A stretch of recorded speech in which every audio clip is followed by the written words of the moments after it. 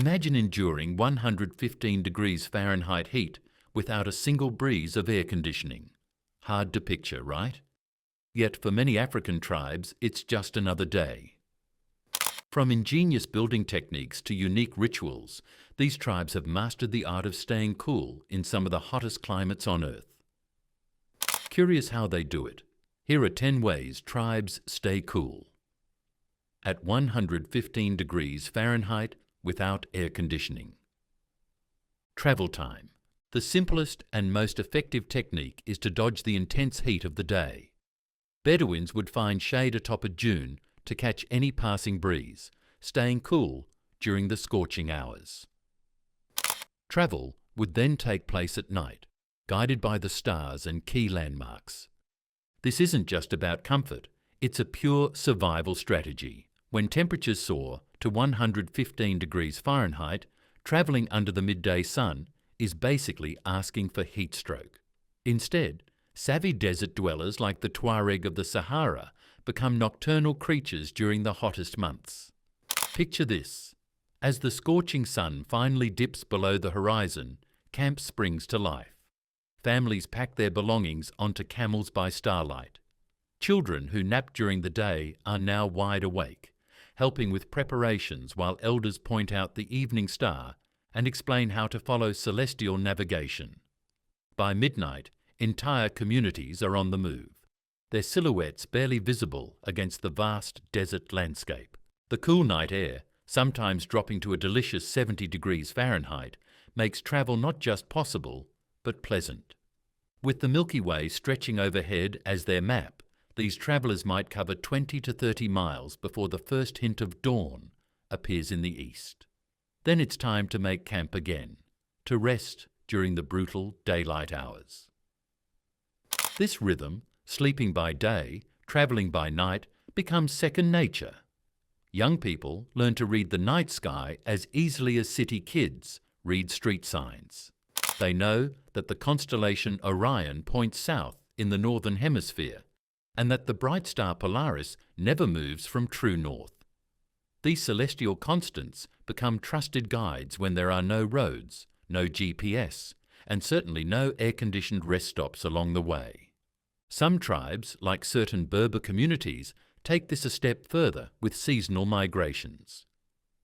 They will spend winters in the lowlands where temperatures are milder, then migrate to higher elevations for summer, essentially chasing the 70 to 80 degrees Fahrenheit sweet spot year-round. This vertical migration means a family might experience what feels like perpetual spring, never facing the worst extremes of either season.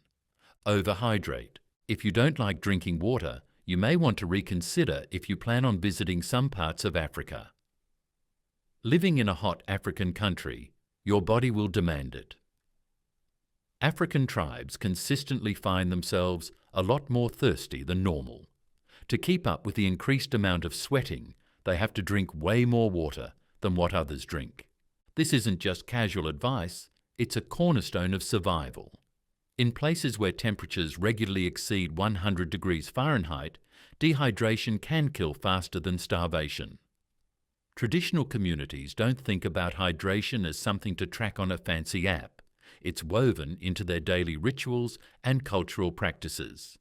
The Hamar people of Ethiopia, for instance, start their day by drinking fermented milk mixed with water, providing not just hydration, but essential electrolytes before the day's heat intensifies.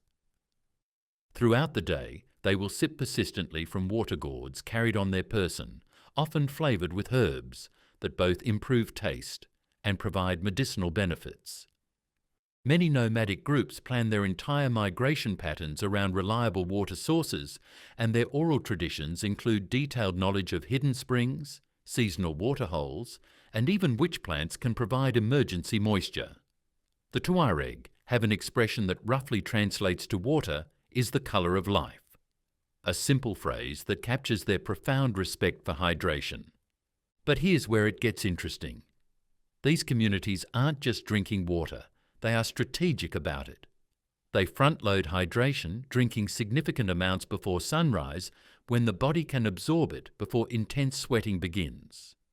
Many tribes also understand the importance of salt retention, adding tiny amounts to water or consuming specific foods that help the body retain crucial electrolytes. Some groups, particularly in the Sahel region, practice what modern nutritionists might call hyperhydration, intentionally drinking beyond immediate thirst, especially in preparation for periods when water might be scarce. Children are taught from an early age to recognize subtle signs of dehydration in themselves and others, from headaches to dark urine to changes in skin elasticity. The Wodaba of Niger have particularly sophisticated water consumption rituals during their famous Gerewol festival. Despite the intense heat and elaborate dancing that continues for days, participants maintain remarkable stamina through careful hydration protocols that would impress modern sports physiologists. They drink specific amounts at set intervals, never waiting until thirst strikes, because by then it's already too late. All about shade. Shade in Africa is often a lifesaver. It's incredible how much cooler it feels to sit beneath a tree, while just a few steps away, the heat feels like a furnace. The temperature difference can be as much as 10 Fahrenheit degrees. If you know you will be outdoors for long periods, try to stay in the shade as much as you can and save your energy. Sun hats and umbrellas are also absolute essentials that can provide much relief during an afternoon walk in Africa. Shielding yourself will make walks under the African sun so much more bearable. But for African tribes, shade isn't just something nice to have. It's an art form, a science, and sometimes even sacred. The Dogon people of Mali orient their entire villages to maximize natural shade, with communal areas strategically positioned under ancient baobab trees whose massive canopies can lower ground temperatures by up to 15 degrees. These aren't just random choices.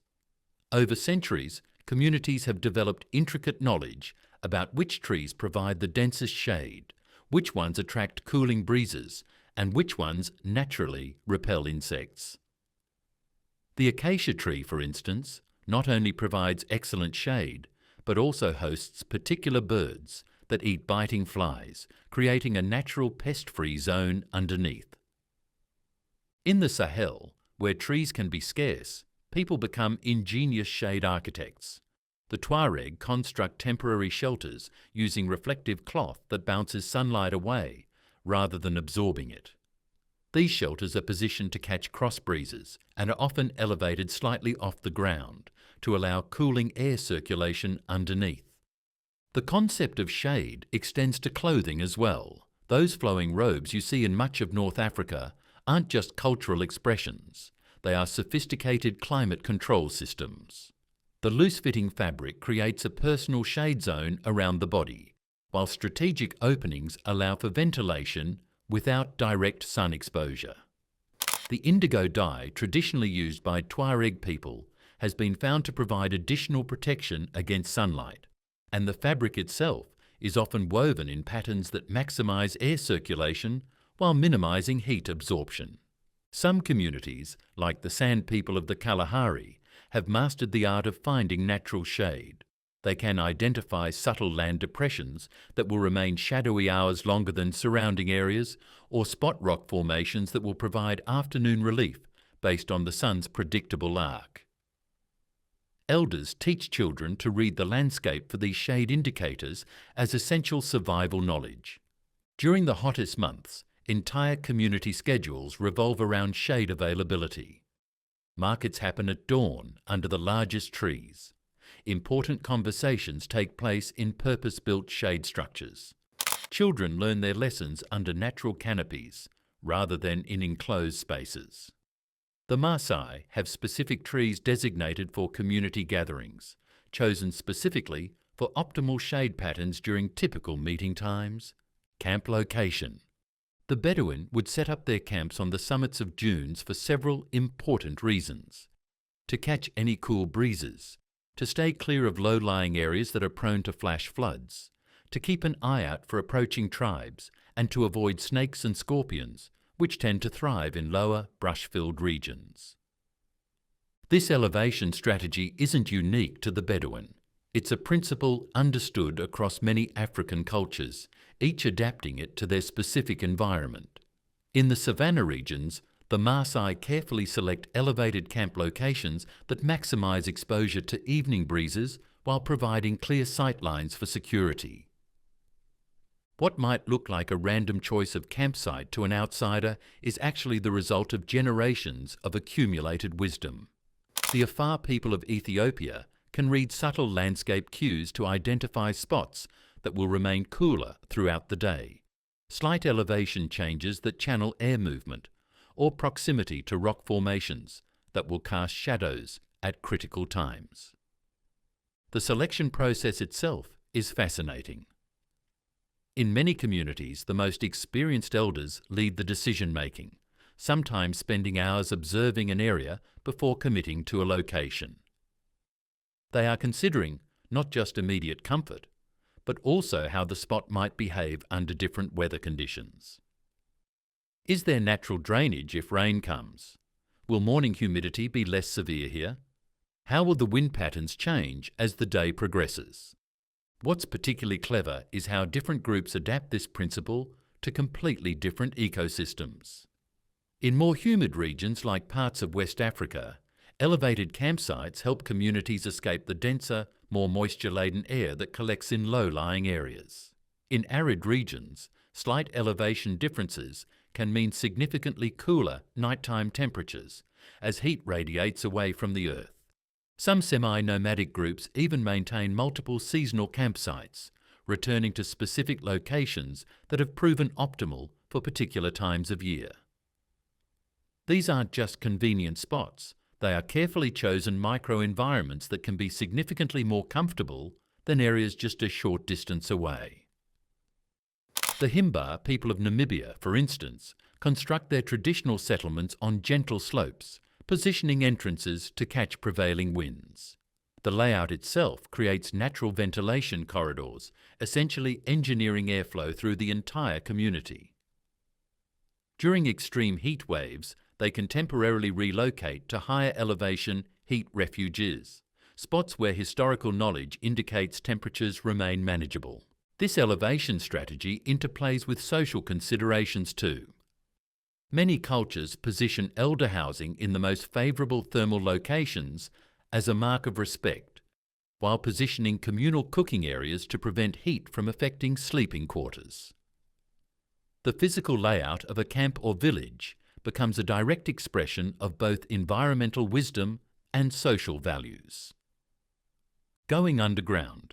During the height of the summer, the ground can become so intensely hot that you could nearly cook an egg on the sidewalk. However, if you dig just a little deeper, you will discover a cool sanctuary from the scorching heat. This happens because while the surface of the earth is directly affected by seasonal temperature changes, the soil beneath it maintains a much more stable temperature throughout the year. This results in cooler conditions during the summer and warmer ones in the winter. This natural phenomenon is why many ancient civilizations, from the Japanese to the Vikings and Native Americans, built pit houses, a clever way to naturally regulate the temperature inside their homes. In Africa, this principle has been refined to an art form, particularly in regions where surface temperatures are simply unsurvivable during peak heat. The Berbers of North Africa, especially in Tunisia, are famous for their underground dwellings carved into soft rock. These aren't primitive caves, they are sophisticated multi-room homes where temperatures remain a steady 65 to 70 degrees Fahrenheit even when outside temperatures soar past 110 degrees Fahrenheit. The physics is simple but brilliant. At certain depths, usually beyond 6 feet, ground temperature stabilizes around the annual average air temperature for that location. By building downward rather than upward, these communities essentially borrow the Earth's natural temperature regulation. In parts of Mali and Niger, certain communities dig what might be called cooling pits, specially designed depressions that capture nighttime cool air and hold it well into the afternoon. These might be as simple as a 6-foot hole, covered with woven mats, where children and elders can retreat during the most brutal midday hours. The temperature difference can be so dramatic that these pits sometimes serve as natural refrigeration for perishable foods. The sophistication of some underground living spaces would impress modern architects. The Matmata dwellings in Tunisia feature central courtyards dug 30 feet below ground level, with rooms radiating outward from this core. The design creates a natural air circulation system where hot air rises out of the central courtyard, drawing cooler air through the surrounding rooms. It's essentially a passive cooling system that requires zero energy input. What's particularly clever is how these underground spaces are integrated with above-ground life. Many communities maintain both options: underground spaces for daytime heat refuge and above-ground structures for cooler evenings. The transition becomes part of the daily rhythm, with families emerging from their cool underground rooms as the sun sets, bringing bedding and cooking equipment to rooftops for pleasant evening activities under the stars. In Ethiopia's highlands, some communities take a hybrid approach, partially embedding their dwellings into hillsides. The portion that's underground stays cool, while the exposed portion catches evening breezes. These semi-subterranean homes demonstrate remarkable thermal stability, often requiring no heating or cooling throughout the year, despite seasonal temperature swings of over 40 degrees. The knowledge required to create effective underground spaces isn't trivial. Builders must understand soil composition, water table dynamics, and natural ventilation principles. This expertise is passed down through generations, often through direct apprenticeship rather than formal education. The resulting structures aren't just functional, they are often stunningly beautiful, with intricate internal details that transform what could be claustrophobic caves into warm, inviting homes. Moving up. To beat the heat, some African tribes take a different approach by looking upward rather than down. In regions with intense sun, tribes like the Maasai and others have long used raised homes or elevated platforms. By lifting their homes off the ground, they have created a natural barrier from the hot earth, allowing cool air to circulate beneath. The space underneath not only provides natural shade, but also encourages airflow, making it the perfect escape from the scorching heat. While we may not be able to build our homes on stilts like these tribes, we can still apply the basic idea to stay cool. Simple adjustments, like making sure doors and windows are sealed properly or creating cross-ventilation in your home, can keep the temperature down and your energy bills low. These small changes can help mimic the cool comfort of an elevated home, just like the tribes have been doing for centuries. But let's talk about how truly genius this approach is. In parts of West Africa, particularly among communities living in humid regions, elevated homes are the ultimate natural air conditioning system. Picture homes built 3 to 6 feet off the ground, with the space underneath functioning as the family's daytime living room. While the sun bakes the Earth's surface to egg-frying temperatures, the elevated main structure catches passing breezes that might be completely missed at ground level. The physics here is fascinating. Hot air rises, right? So as the ground heats up, that hot air moves upward, creating natural air circulation. The stilted design takes advantage of this airflow, essentially creating what engineers would call a thermal chimney effect. The result? Temperatures that can be 10 to 15 degrees Fahrenheit cooler than identical structures built directly on the ground. In the rainforests of Central Africa, some communities take this to another level by building multi-story structures on stilts. The ground floor becomes storage space. The second floor serves as daytime living quarters, and the top floor, which catches the most breeze, becomes the sleeping area. It's like they invented zone temperature control before air conditioning was even a dream. What's particularly clever is how these raised structures incorporate other cooling features. Many have thatched roofs that extend well beyond the walls, creating deep shade around the building throughout the day. The floors often have intentional gaps that allow rising hot air to escape while keeping the space below cool. Some communities even position their elevated homes to catch seasonal winds, essentially creating a primitive form of smart home that responds to the environment. The space beneath these elevated homes becomes more than just a cooler spot to hang out. It transforms into the social heart of family life. Cooking, socializing, childcare and craft work all happen in this naturally air-conditioned zone. When visitors from neighbouring villages stop by, they are welcomed into this shaded space, with offerings of cool water stored in porous clay pots. Head cover. The Bedouin would cover their heads to shield themselves from sunburn and use the fabric to protect their faces during sandstorms. But this simple description doesn't do justice to the sophisticated head covering systems developed across Africa. The famous Tuareg indigo veils, for instance, aren't just sun protection.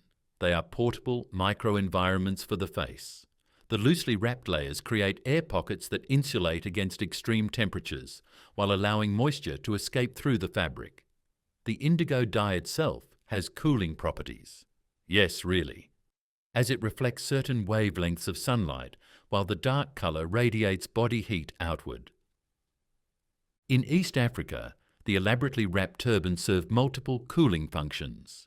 The fabric is often doused with water in the morning, providing evaporative cooling that can last for hours. The wrapping technique creates a sort of natural chimney effect, where hot air rises through the layers of fabric and escapes at the top, creating a subtle but continuous airflow around the head. Some tribes in the Sahel region use head coverings woven with specific herbs that, when crushed and activated by sweat, release natural compounds that provide a cooling sensation on the skin. It's like wearing your own personal aromatherapy cooling system. Others incorporate reflective elements, tiny mirrors or metallic threads that bounce harsh sunlight away before it can be absorbed as heat. The true genius of these head coverings is in their adaptability. Watch a Berber trader preparing for a day in the Saharan heat, and you will see them constantly adjusting their head covering throughout the day, loosening parts to increase ventilation during peak heat, tightening when the wind picks up, or repositioning to protect different parts of the face as the sun moves across the sky. Children learn this head covering art from an early age, with techniques becoming more sophisticated as they mature. By adulthood, adjusting one's head covering becomes as automatic as blinking, constantly responding to changing conditions without conscious thought. Some families even have specific patterns or wrapping styles that have been optimized for their region's particular climate conditions over generations. Modern sports companies have spent millions developing cooling headgear with special fabrics and moisture-wicking technology. Yet many of these innovations were already present in traditional African head coverings developed centuries ago through observation and ingenuity rather than laboratory testing. Clothing. Scientists were astonished to discover that Bedouins wore black clothing during the day. After conducting several experiments, including testing loose white clothing, dark loose clothing, army uniforms, and even shorts without shirts, they found that both black and white loose clothing were the most effective at keeping cool in the sun. While white clothing reflected the sun's rays, black clothing proved to be better at absorbing and dissipating body heat. This counterintuitive clothing wisdom extends far beyond just colour choice. The loose-fitting robes common across much of Africa create a microclimate around the body that's significantly cooler than the surrounding air. As anyone who has visited hot climates knows, tight clothes in heat feel like a personal torture device. The genius of traditional African garments is how they turn the space between fabric and skin into a cooling zone. The science here is remarkable. Those flowing robes don't just provide shade for the body, they create convection currents. As the outer layer heats up, air rises between the fabric layers and draws in cooler air from below. It's essentially a self-powered ventilation system that works better the hotter it gets outside. The fabrics themselves are worth studying. In West Africa, cotton is often loomed in ways that maximize air permeability while providing sun protection. Some communities use special weaving techniques that create microscopic air channels in the fabric, like built-in ventilation ducts. Others treat natural fibers with plant oils that enhance cooling properties or incorporate patterns that optimize both sun reflection and heat dissipation. The layering systems are particularly clever. While it might seem contradictory to wear multiple layers in extreme heat, traditional clothing often consists of an inner absorbent layer to wick away sweat, a middle insulating layer, creating that crucial air pocket, and an outer protective layer that shields against both sun and sand, while allowing moisture to escape. What modern researchers found most fascinating was how these garments adapt to changing conditions. Many robes feature adjustable openings that can be tied closed or opened wide, depending on temperature and wind conditions. Others incorporate release pleats that can be unfastened to increase airflow during peak heat. Some even have detachable sections that transform the garment from heavy protection to light coverage as the day progresses.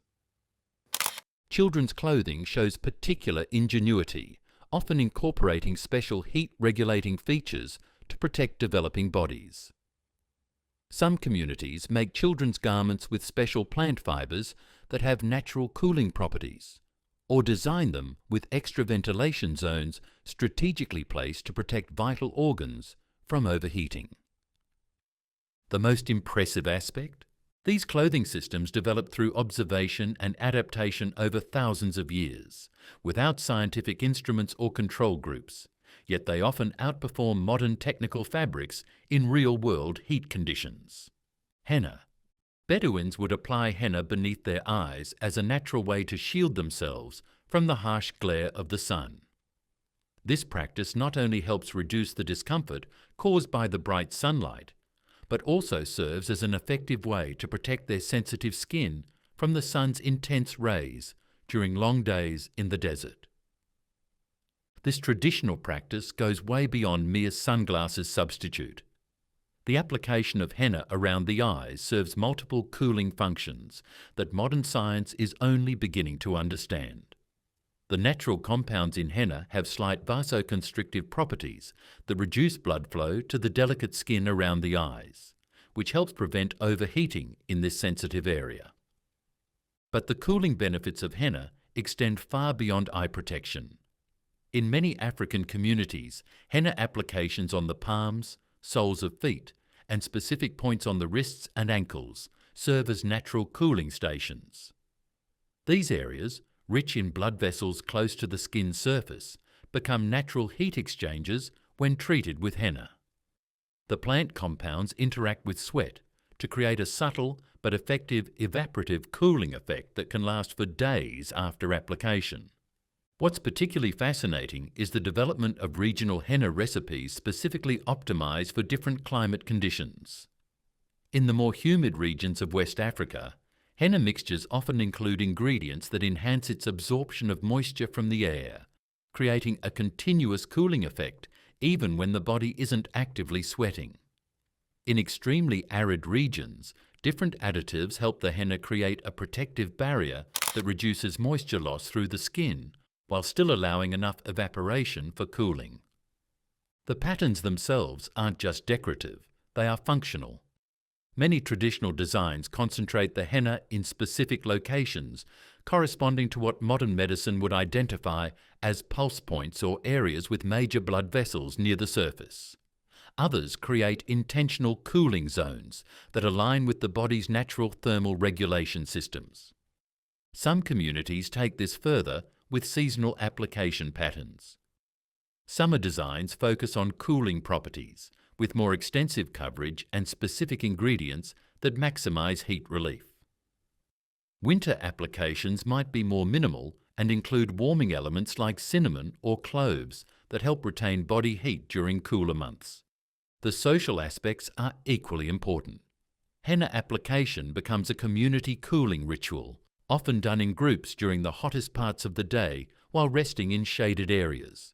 The process itself, sitting still, often with cool water nearby, in the company of others similarly seeking relief, creates a psychological cooling effect through forced rest and social bonding.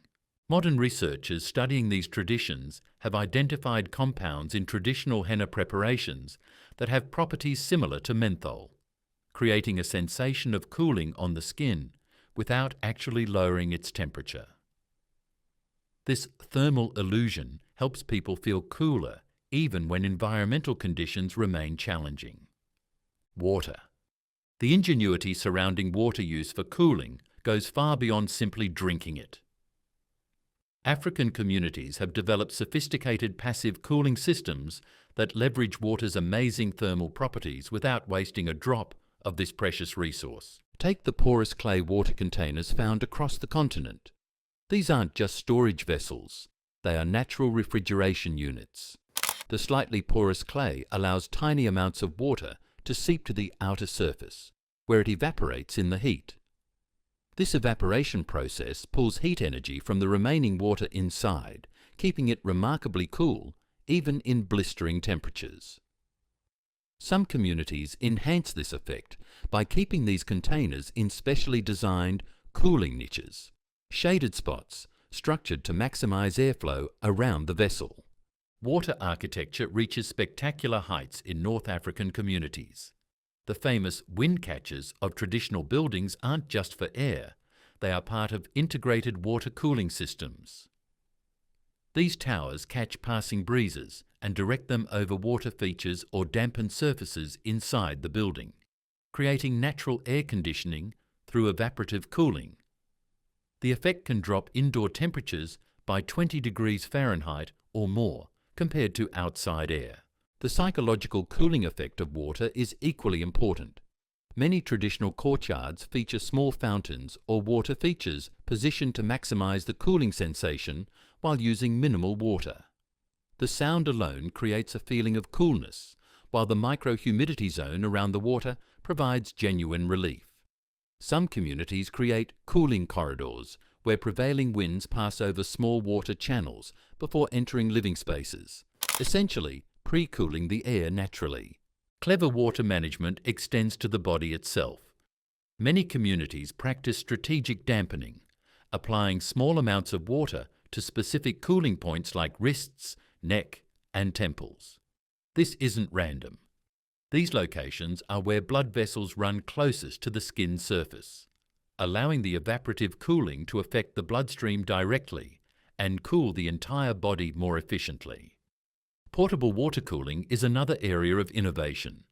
Travellers might carry specially designed water bags made from materials that enhance evaporative cooling, effectively creating a personal cooling system that works better the hotter and drier the conditions become. Some designs include wick-like extensions that can be positioned near the face, creating a tiny zone of cooled air for breathing. The most impressive aspect is how these water cooling techniques evolved to be incredibly water efficient. In regions where water is precious, innovations focused on maximizing cooling effect while minimizing actual water consumption. Some systems recapture and reuse condensation, creating nearly closed-loop cooling systems that function with remarkably little water loss. So the next time you find yourself seeking relief from the heat, consider that the answer might not lie in cranking up the air conditioning, but in the ancient wisdom of those who have mastered the art of staying cool long before electricity was ever harnessed. Their methods aren't just historical curiosities, they are practical solutions with continuing relevance in a warming world. Thanks for sticking around, and see you in the next one.